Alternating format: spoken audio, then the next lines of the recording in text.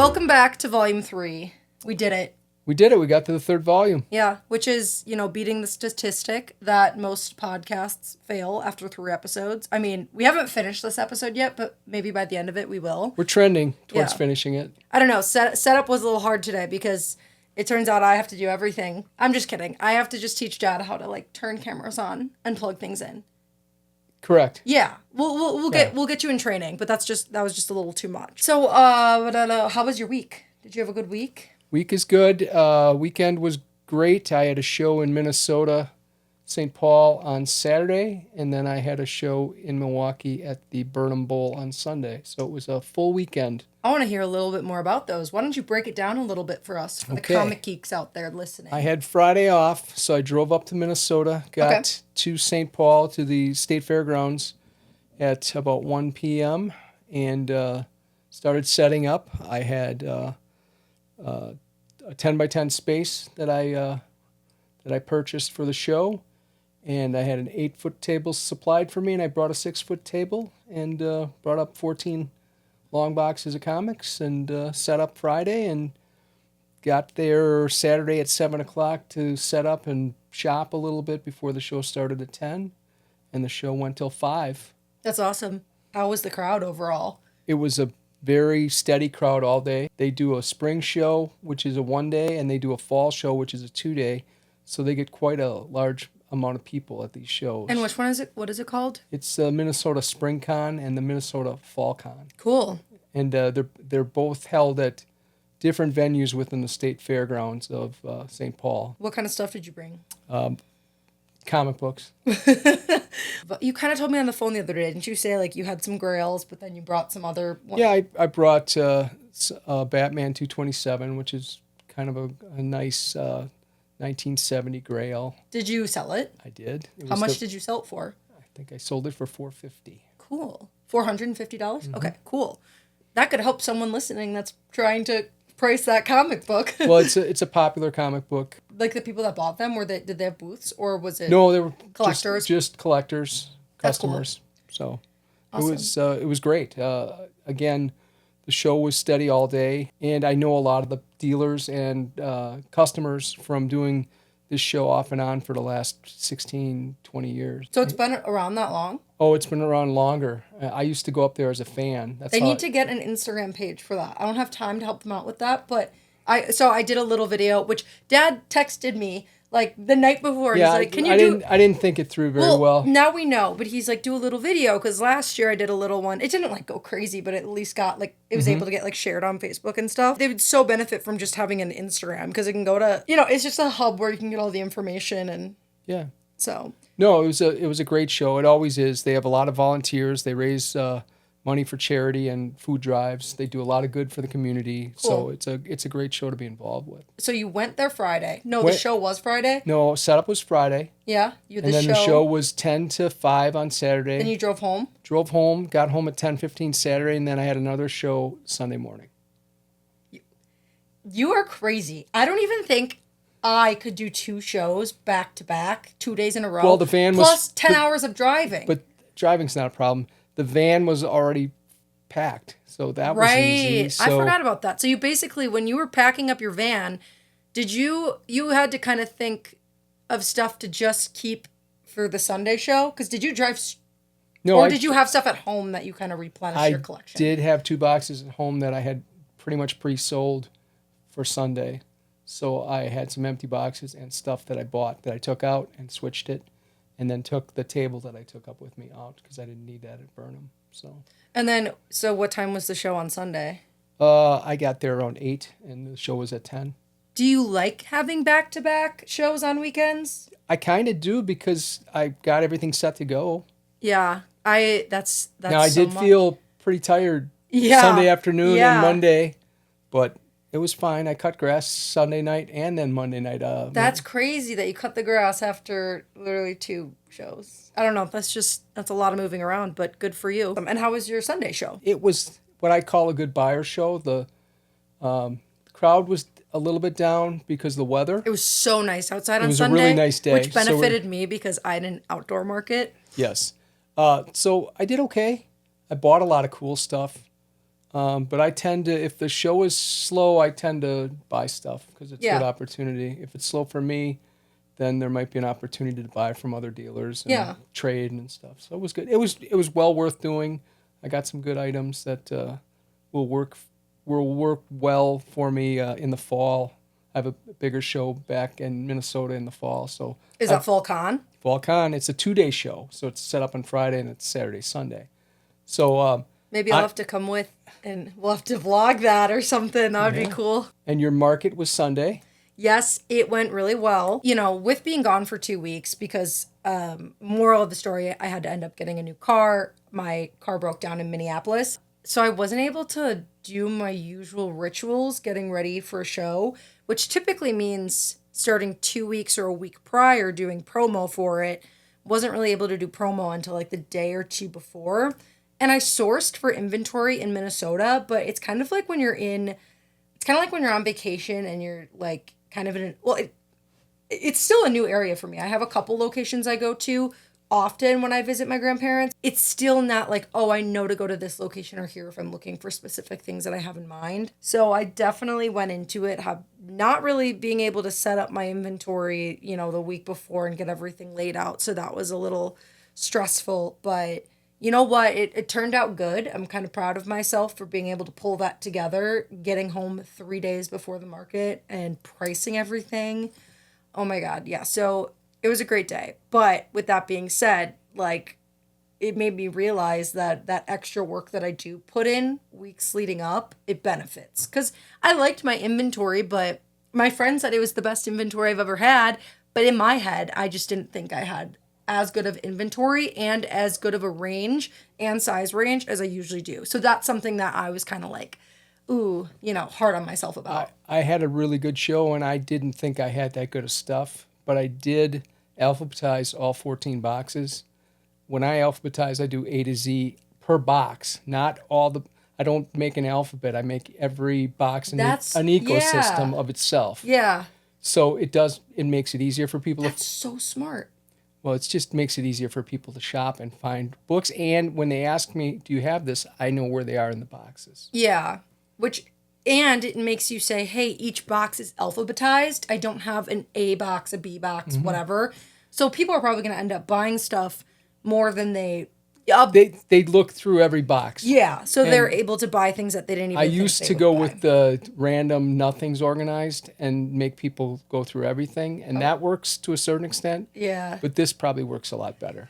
I think nowadays people also are not limited on time, but it's, you know, they appreciate the convenience of not having So I think to that type. worked out really well, and I had good wall books per se, and people commented that I have a nice mix of books, kind of an eclectic mix, and I kind of treat my walls as galleries. I didn't have any big ticket items this weekend, which I think was fine. I think the highest price item I sold was $35. That's great. Usually I have a couple things that are like 70 or 80, especially if I have a Coach bag or some sort of designer item. But, you know, I played around with different types of things that I don't usually sell. I mean, they were all clothes, but different styles, I mean. And what I found is that the midi skirts, which you won't even know what that means, but it's a skirt that goes down like right below your knee, those sold out. I think I brought like 10 to 15 of them. It was just interesting that one specific style like completely like sold. Why do you think those sold out? They're in style right now because they're a very good skirt to wear in the summertime. You can wear them with heels, you can wear them with flip-flops. They're more of a casual skirt that you can wear day to day. You can wear it to work. Okay, Yeah. This is off topic. Speaking of shoes, how did you get those shoes that you did the video of? The sparkly ones? Yes, They sent them to me. I got to pick out a pair of shoes from the website. So I picked those out. those are awesome. Thank you. I'm probably not going to be able to walk by the ripe age of 30 because I wear heels, but it's so much fun. It's so much fun wearing heels. And I love shoes. Mom's always loved shoes too. So I feel like that rubbed off on me. I'm starting to like shoes more too. I mean, you did just used to have one pair. Now I have like 20. Really? I have 5 pairs of tennis shoes. 6. True. And then not counting the 2 pairs in the garage for cutting the grass. Okay. And then 4 pairs of dress shoes, and then some like Doc Martin things, and then some You've gotten more sandals. stylish. You've gotten stylish. A couple cruises will do that, probably. Mm-hmm. But I so remember when I was younger, you used to just order the same pair of shoes over and over, or you'd go to Rogan's and get the same pair. So I think it's good to have style. Everyone's got style within them. It's just how do you find it, you know? How do you grow it? How do you grow your style? How do you evolve your style? correct? I think we should talk about the pros and cons of doing markets, why we love doing markets, and maybe some advice for people on how to like get going at it. Well, I like shows. I call them shows, but Yeah. they're the same. I same call it thing. market. He calls them shows. I like it because everyone's its own ecosystem. When I go to Rockford, it's at a VFW hall that's really nice, and the people there are super friendly, and it's a little bit different clientele for what they're looking for than, let's say, Burnham Bowl in Milwaukee or New Berlin for the Ale House for the Comic Verse. So those are 3 main shows I do, and I like that all 3 of them are different kind of markets to shop in. And then I do like getting down to Chicago area to do shows every now and again, or up to Green Bay, which I'll be going to Green Bay this Sunday for a show. It's nice to get out of market. And then Minneapolis, St. Paul for sure. And then Madison's a nice market also for selling too, because again, it's a different clientele. I've been going to Rockford, Madison, Green Bay, Chicago for the last 10 years off and on. So I have regular customers that I let know when, I'd say I got 8 to 10 customers in each area that I reach out to, or they reach out to me when I'm going to be there. So that works out really nice because I know what they want, so I can shop accordingly to what 2 of my customers in Madison might want, or they might just tell me, if you have this, bring it. Yeah, So that's really worked out well lately with people making recommendations. It's Yeah. it's like person to, what's that called?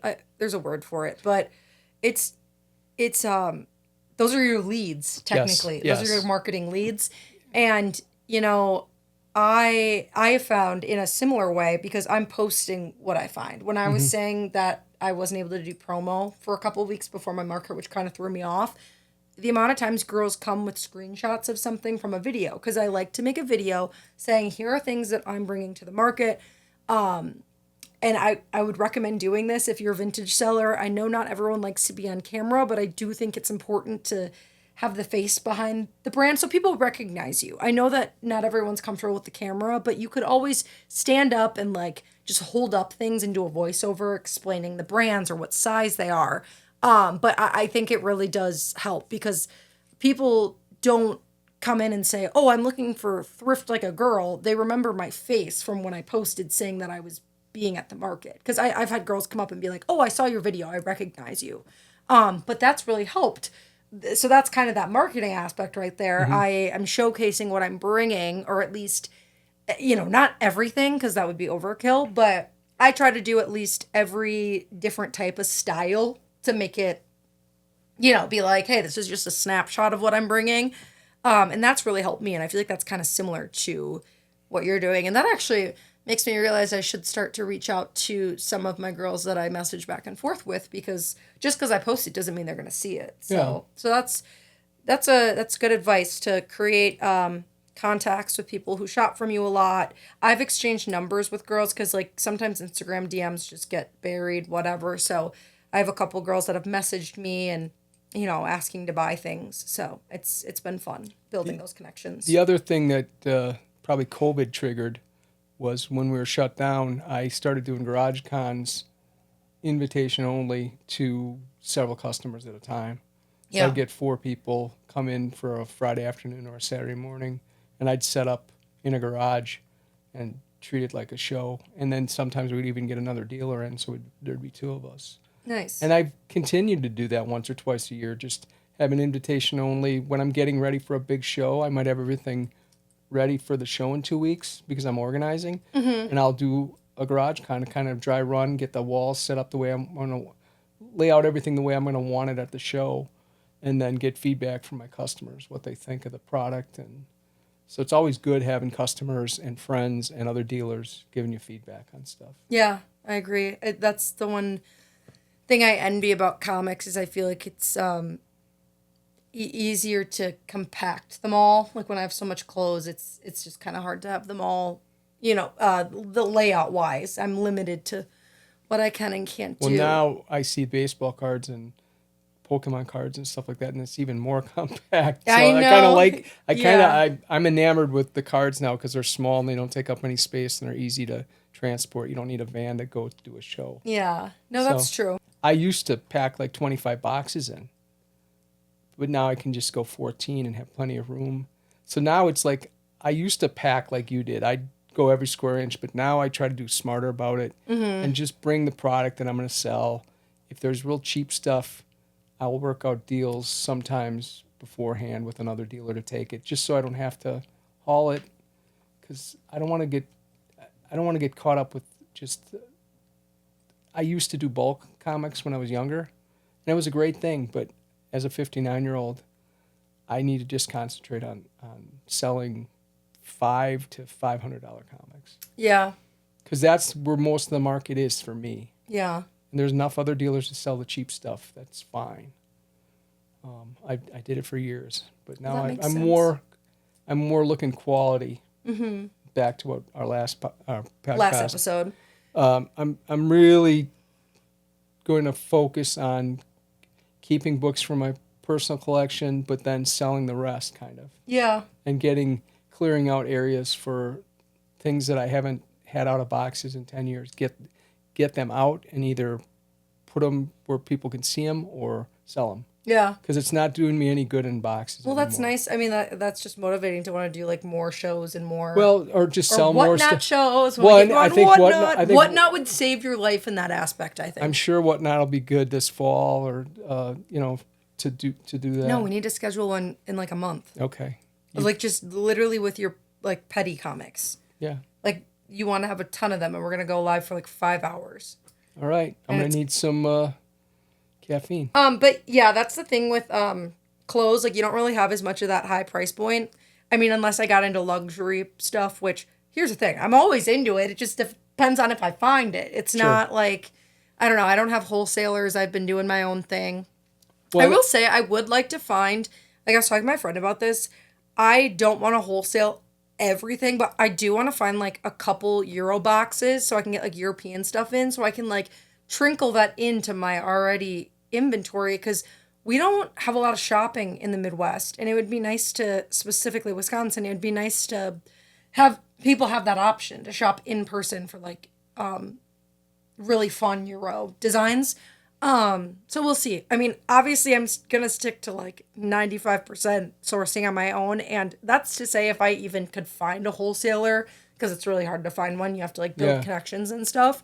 well, it's nice to think about it, though. Yeah, so I'm like starting to think about it. Like it would be fun to do that, or even get some like bags, because time is money, and I can't always go out and source things on my Yeah, own, because there's an element of I don't even know if there's gonna be anything at the thrift store today, and then you go and so. But I won't say, I'm not saying sourcing is more scarce. I've just been, the more that I've been doing content creation and selling vintage, I'm like really trying to find a balance between the two, because I find that when I'm really on my game with like Whatnot and like selling consistently, that I'm not really creating content as much. And this is like an internal battle. It's not a big deal or real life at all, but it's just something that I find is hard to. Do you think the content propels your sales?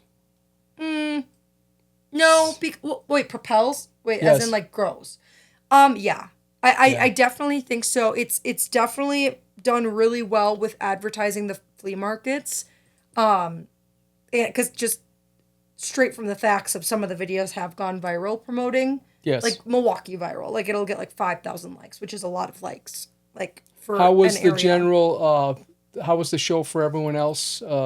The other dealers and Everyone had a really good day. Like we were all very, very pleased with how it went, and everyone had such good stuff. Like I was walking around, and there was such, just it's not all clothes there too. Yeah. Like there's jewelry. There was a girl there that was painting pictures of your dog, custom pictures. Ooh, that's a good idea. It's really cool. So she did watercolor. I believe it's watercolor, and so I had her. It was $25, and she painted a 5x7 picture of Marty. Wonderful. I know. and I'm really excited about it. So then I bought a really cool necklace from the girl that had a booth across from me. I was only able to walk down like the first side. I wasn't able to go around to the other side, but the weather was great. Everyone had so much fun. If you live in the Milwaukee area and you haven't been to the 414 Flea, it's literally a party because of the, the food trucks. And the Zocalo's right there. Yep. And that bar right there. They have the best margaritas. The other unique thing about SpringCon and FallCon up in Minnesota is they intermix dealers of comics and items with artists. So I had an artist to the right of me and the left of me selling different types of crafts and arts, and then a well-known comic book writer artist behind me. Okay. So it was nice being able to spend time interacting with them, talking to them. A few of them was their first ever SpringCon. They had heard good things, so it's always nice to see a mix of artists and dealers I know and new ones. Yeah, and I think people are starting to really appreciate art more. And like in a world of AI, auto generation, like I know it was refreshing to see someone doing something so creative like that. And I thought it was the coolest thing ever. And the gentleman behind me, he did a comic book that was based off like a record. When we were kids, they had records with comic books. So he did a modern version of that, which I thought was really cool. That's awesome.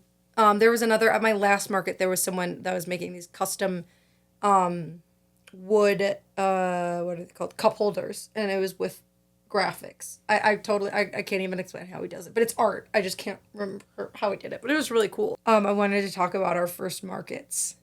I mean, like your first market. Oh, and my first market. First show.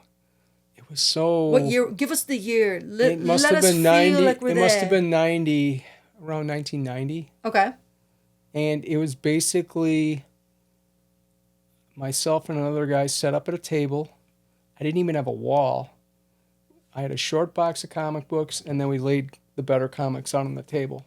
But I think the highest priced book and again, prices weren't as insane as they got 4 years ago, and now they've backed off a little. But I think the biggest comic book I had might have been $20. Wow. So it was all to scale, and I was just starting, and then I had a box of cheap stuff for like 50 cents or $1.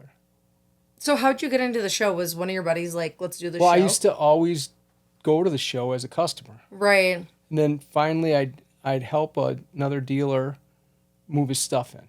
And he'd say, oh, you can have a space on the table for one short box. So I'd be able to bring in cheap stuff and sell at his table and help him. Yeah. He'd go to the bathroom and get lunch. I'd watch the table. It's nice having a second person at the shows to work with. My friend Dave, who owns Powers Comics in Green Bay, his son lives up in Minneapolis, St. Paul. So he was able to cover Dave's booth, and Dave would cover my booth so I could go to lunch and go to the bathroom and go to the car to get other stuff. So it was really helpful having other people to help out. Like, what advice do you have for people that maybe are wanting to get into markets? Because I think a lot of people think it's this really complex thing, but I don't think I think you can take expensive stuff or you can take cheap stuff and you just price it to move. Mm-hmm. Do a little research online. You have so many tools online to see what things sell for. You can also go to a show and walk around and see what. I would always recommend go to a show before you do one. Walk around and see what the dealers do and the best practices of the dealers, and pick up the things that work for you. It doesn't have to be, like I said, I learned from all my dealers because not all of them are the same, but there's certain practices I pick up from other dealers. Mm-hmm. I think that's really good advice because a lot of people think you need to find a specific thing. It's kind of like when people tell me, oh, I don't know how you sell this thing because I try to sell that and it doesn't work. And I'm like, well, I like this thing, but I don't think you like that thing. And like your personality and like what you like is going to resonate with your audience. Oh, yeah. I mean, you can't just sell something because it like you saw someone else sell it. I mean, because I'm not a brand looker. You'll have some resellers. I don't like the term resellers. You guys know that. But like you'll have some sellers that are very brand focused and will only pick up certain brands. I'm very style focused and materials focused. So I have a bunch of different types of brands that I pick up. And some people be like, oh, I can never sell that brand. And I'm like, you got to sell the style. You got to sell the vision. And that's something that I love about Whatnot and Markets because people Well, you're are able always to. talking about accessorizing and Yep. the scarves and, Yeah, the and scarves the have been belts, a the scarves, the huge shoes. thing, yeah. Because then you're like tying it together for them visually. And it's when I'm doing a whatnot show and I'm saying, you could either do this and this and this, and I'm visually showing them how to style the scarf. I just see the bids go up. It's so, and I'm not saying in a like, oh, No, I'm you making enjoy, money, but you, it's no, like, you enjoy. and I That's start the way things you at enjoy. yeah. You enjoy doing it. I That start way. things at $1, but I'll see it like it's like stuck at like $2, and then like when I start styling it, then it'll go to like $8, $10, and sell for 11. And It's just a best practice for you. well, and I'm not just doing that to sell it. I'm doing it to show like this is Yeah. how I would do it, and that it's really cool seeing that like seeing that like aspect of people enjoying getting my expertise, I guess. But when people do ask me like, how did you get into this? And I honestly kind of faked it till I maked it. Like when I signed up for my first market, I remember I applied to it, and there must have been someone else that dropped out last minute because I got an email like Yeah. the week before, and I Yeah. remember messaging you and Mom and being like, because I still lived in 3 hours away at the time. I Yeah. was like, you guys weren't gonna be home. Yeah. You guys were out of town, and I go, I don't know if I can swing this. But then Uncle John came to the rescue. I got all my stuff. Thank God I had been hoarding vintage clothes in my parents' basement because I like needed a place to store them. Or I don't know if I was holding them in here or downstairs, but whatever. Little bit of both. A little bit of both.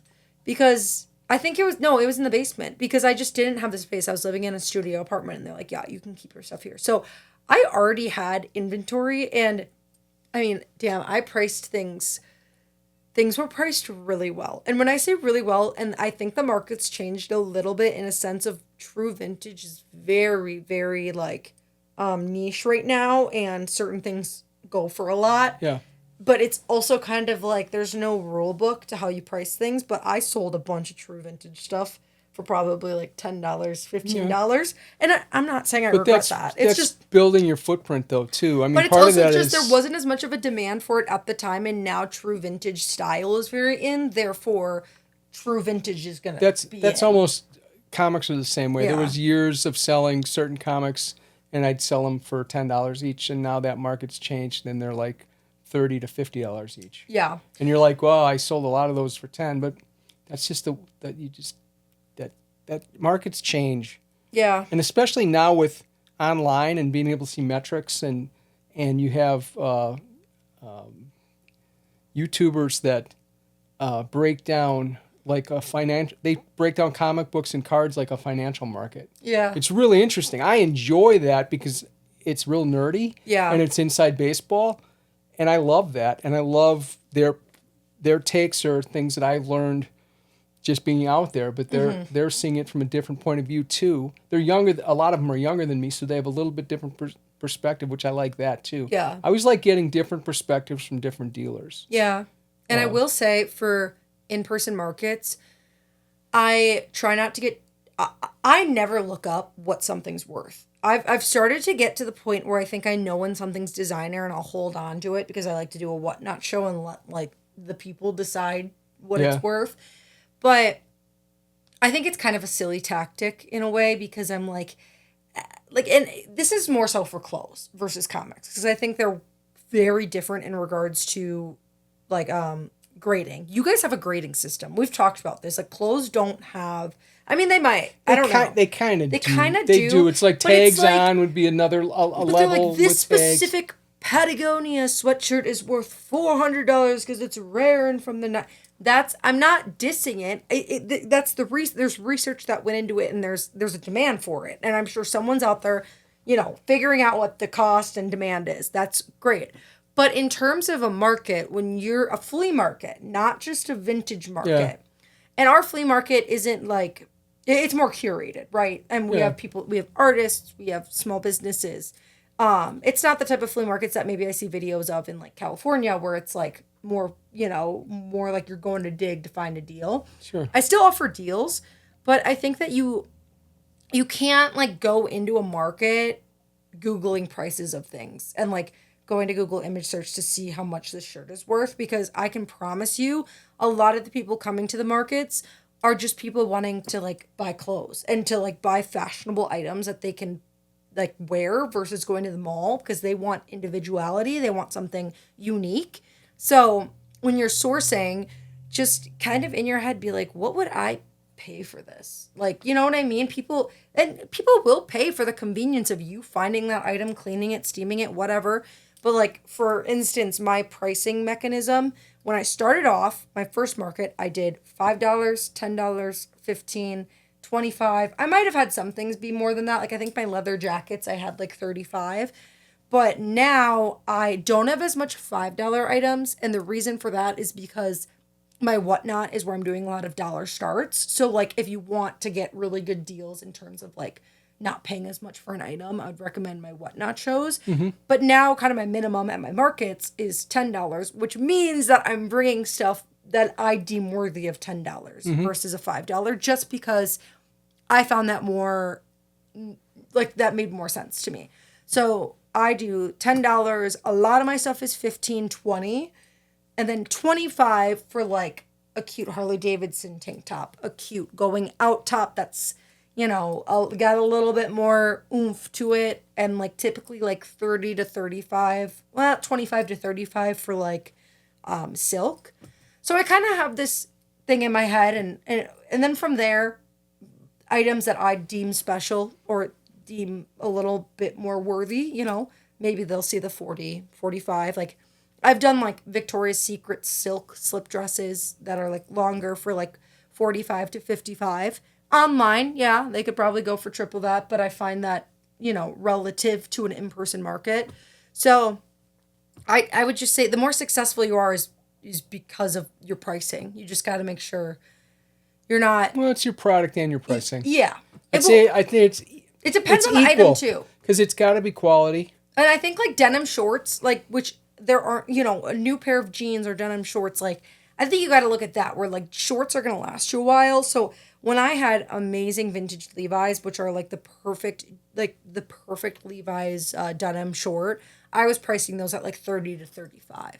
But you can't get shorts for that cheap. Not cheap, but like you can't get shorts for $35. But I found those to be a good selling point. So you got to just think like, if I'm pricing this at a certain thing, like how long is it going to last the person? It should last forever because it's vintage and things always last great. But you don't want to overshot something just because maybe someone else is telling you it's worth a lot.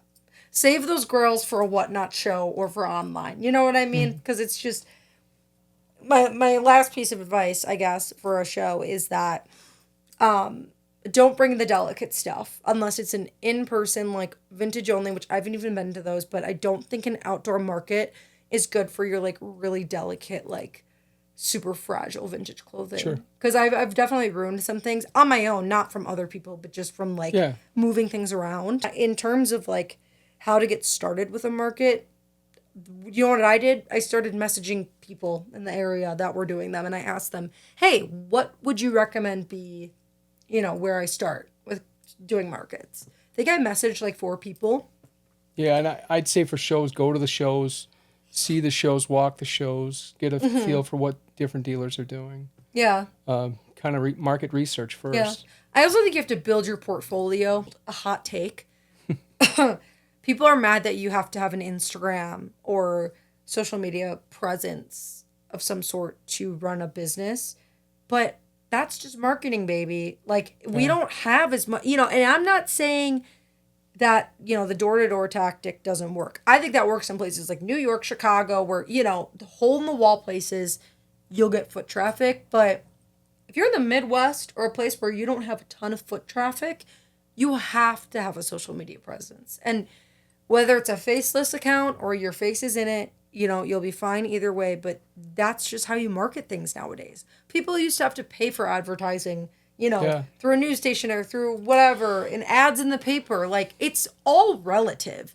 And it just kind of frustrates me when I see some people saying, like, I didn't sign up to, like, be a social media creator too. But it's not necessarily that. It's just, you know, people, you got to get your product in front of people visually. That's just the day and age we're in. I know that it comes it comes naturally to me, and I know it doesn't other people, but you have to at least try to put an effort in. Because I think that in terms of like getting, trying to do different markets, people, the people that run the markets will want to see that you do promote things, that you are going to bring in your audience to this market. Because if you don't post about it, how the hell are people that shop from you gonna know? But yeah, markets are fun, and I think it's like essential to growing. It's a community. It's great to make new friends. It's great to find new buyers, and people sometimes bring up stuff to sell to you too, which is nice. Yeah, I even tell my girls, I'm like, if you get a pair of shorts and they don't fit you, like just bring them to the next market and like swap them out. For a different pair. I do a lot more trading lately. It's nice. Well, like something happened with the camera. So we're going to end this, but we're going to do Ask Jad next week. I'm looking forward to it. It'll be great because we have questions. It'll be great. And we had 3 people send us in questions. 3 people send us in questions. Please, everyone, if you have questions, please ask us. Ask Jad. Please ask Jad so we can have like next week be dedicated. Actually, next week should just be dedicated to Ask Jad. Let's not pigeonhole ourselves. All right, we're not Nope, just kidding. Next week isn't going to be about Jad, but Jad will be there. Why doesn't everyone focus on fashion and comics coming up in the next several days? Yes. I think that's a great idea. Bye. Bye.